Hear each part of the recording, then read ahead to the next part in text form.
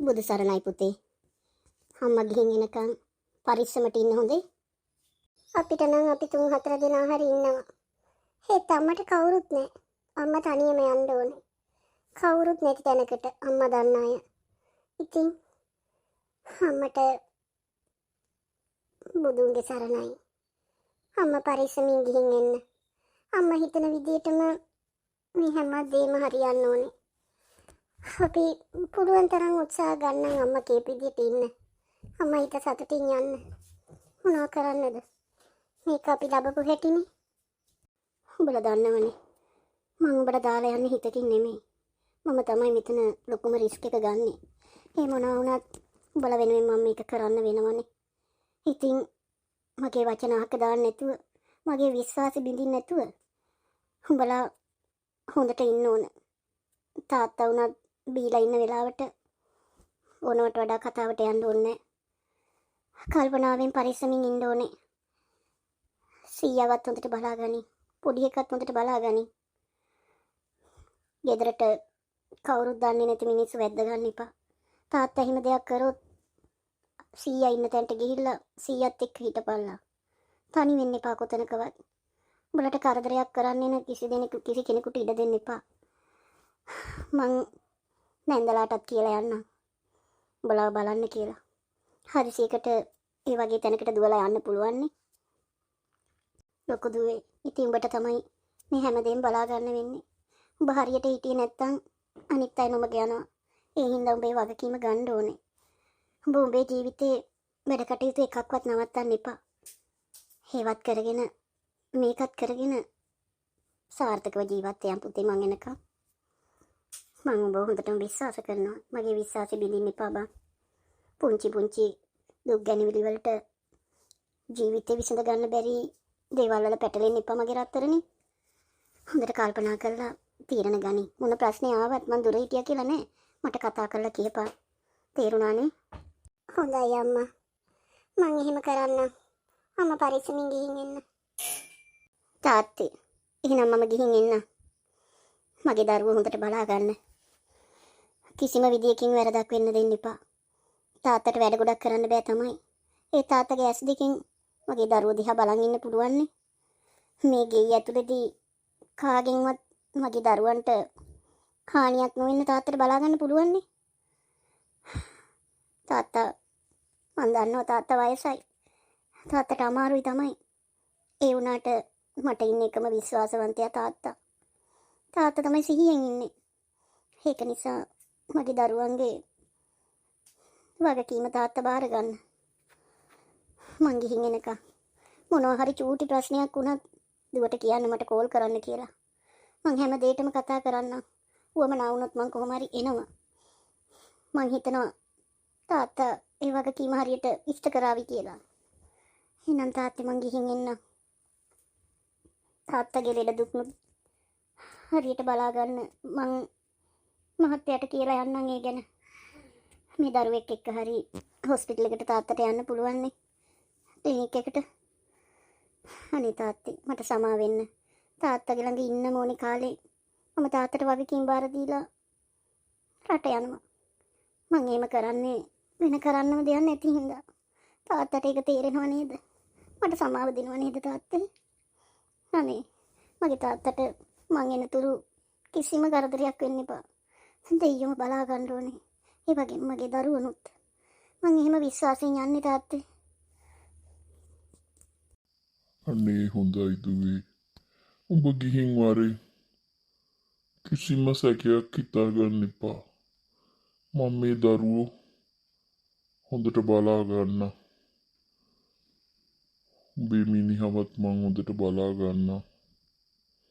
උඹ හිතේ කනස්සල්ලක් නැතුව හිත සතුටින් ওই ගමන ඵලයන්කෝ.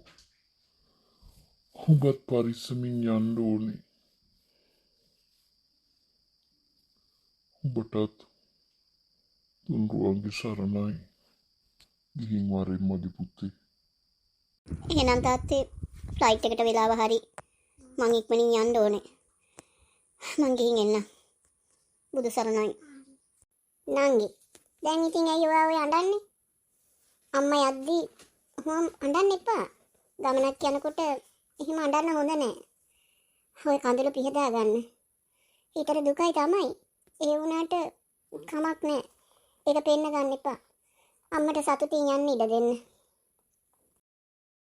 මන් නෑ කියලා ඉතින් යාළුවෝ ගෙදරට ගෙන්න ගන්න එපා. ලොකු ගෑන් ළමයි දෙන්නෙක් ඉන්නවනේ. උන්ගේ ජීවිත අවුල් වෙයි. ඔහේ ඉතින් ඕක තොලගා ගත්තාම ඔහෙට ඉතින් යාළුවා මොකද්ද කියන්නේ මොකද්ද කරන්න කියලා පේන්නේ නෑනේ. අනේ මගේ දරුවෝ දෙන්නට කරදර වෙන විදිහ වැඩ කරන්න එපා හොඳේ. නෑ මං එහෙම කරන්නේ නෑ. ඔයා බය නැතුව යන්න. ඔයා ඉතින් ඉන්න කිව්වට ඉන්නේ නෑනේ. මට ඉතින් ඔයා නැතුව ඉන්න අමාරුයි තමයි. හේත් ඉතින් මොනව කරන්නද? ඔයාට යන්න ඕනෙම කියනවනේ.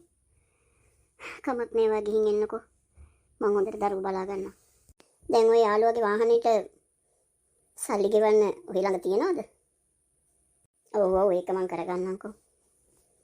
ඒක මං කරගන්නම් කියලා ඉවරලා දිගටම ණය වෙලා ඉවර වෙලා ණය ගෙවන්න මගේ දරුවෝ එහෙම තියා ගන්නවා එහෙම නෙමෙයි හොඳේ. අනේ මොනවද අනේ ඔයා මේ කියන්නේ?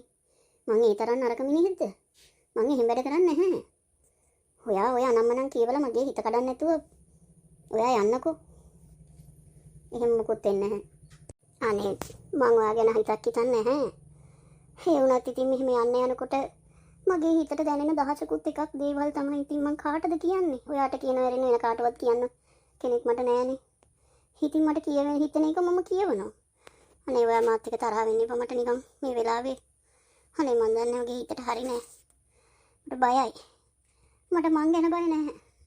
මට මං කවුරුත් නොදන්න තැනකට ගියා වුණත් ප්ලේන් එකකින් යන්න වුණත් වෙන රටකට යන්න වුණත් මං බය නැහැ.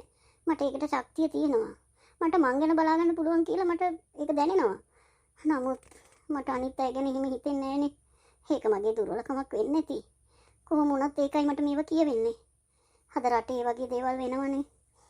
ඉතින් ඒ හින්දා මගේ හිත මේ වෙලාවේ ওই විදිහට තමයි කල්පනා කරන්නේ.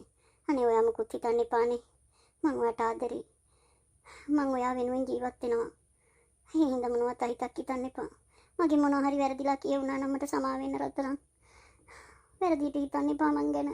මට ඔයා ගැන කිසි සැකයක් නැහැ. නමුත් අනේ මන්ද මට තේරෙනවනේ මේ වෙලාවේ මං ඉන්න තත්ත්වේ. ඒකයි. අනිත් එක මට හරි දුකයි මගේ තාත්තා දාලා යන්න. එයාගේ අවසාන කාලේ මං යට වගකීම් ගොන්නක් බාර දීලා මේ එළියට බැස්සේ. පව්.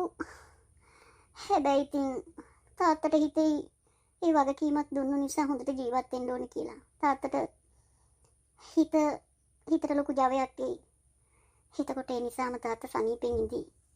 තාත්තට වගකීමක් තියෙනවනේ. තාත්තා වමනා කෙනෙක් කියලා තාත්තට දැනෙනවනේ. තාත්තා වගකීමක් දරනවා කියලා තාත්තට දැනෙනවනේ.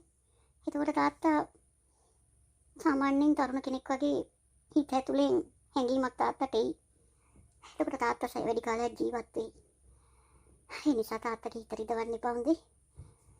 ඔයා පුළුවන් තරම් ඔය බීම නවත්තන්න බලන්න.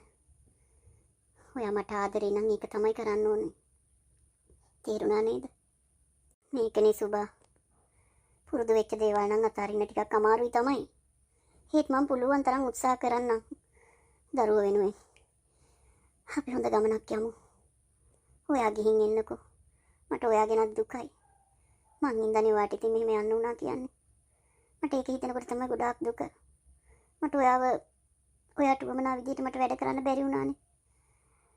ඔයාට දුකක් නොදී ඔයාව තියාගන්න මට බැරි වුණානේ. දැන් මේ වෙලාවේ ඔයා මගෙන් ඈත් වෙලා යනකොට තමයි ඔයා කොච්චර වටිනවද කියලා මට තේරෙන්නේ. ඔයත් එක්ක දවස ගානේවත් එක්ක ඉන්නවට වඩා දැන් ඔයා මෙහෙම අයින් වෙලා යනකොට මට දැනෙන වේදනාව ඒක වචනෙන් විස්තර කරන්න බෑ මැනික. ඔයාට තේරෙනව නේද මාව? හරි. ඔවා හිතන්න එපා. ඩ්‍රයිවිං කරන ගමන් ඔහොම හිතන්න හොඳ නෑ. ඒක ඉතින් අනතුරක් වෙන්න පුළුවන්නේ. අපි ඔයා මතක කරලා දාමු. මොනවා වුණත් මං ඔයා වෙනුවෙන් ඉන්නවා කියලා ඔයා මතක තියාගන්නකෝ. මං ගිහින් එන්නම් ඉතින්. ආපු ගමන් අපි ගේ හදලා දරුවන්ගේ වැඩත් කළා. අපි හොඳ ගමනක් යමු. ඉතින් පුතේ සුබා ෆ්ලයිට් එකට නගිනකම්ම බලාගෙන හිටියද? ඔව් තාත්තා. මට හරි දුකයි. ඒ වගේම පාළුයි. බලන්න මේ මුළු ගේම පාළුයි. අපි කී දෙනෙක් මෙතන ඉන්නවද?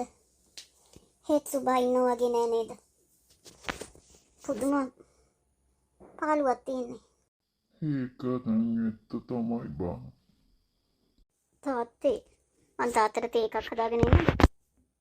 අනේ ඕනේ නෑ. මට මොනවත් එපා. මට ඔහේ නිකන් බලාගෙන ඉන්න ඕනේ. ඔහේ පාඩුවේ ඉන්න ඕනේ මට. මට මොනවත් ඕනේ නෑ. උඹලා කාලා බීලා නිදාගන්නillako.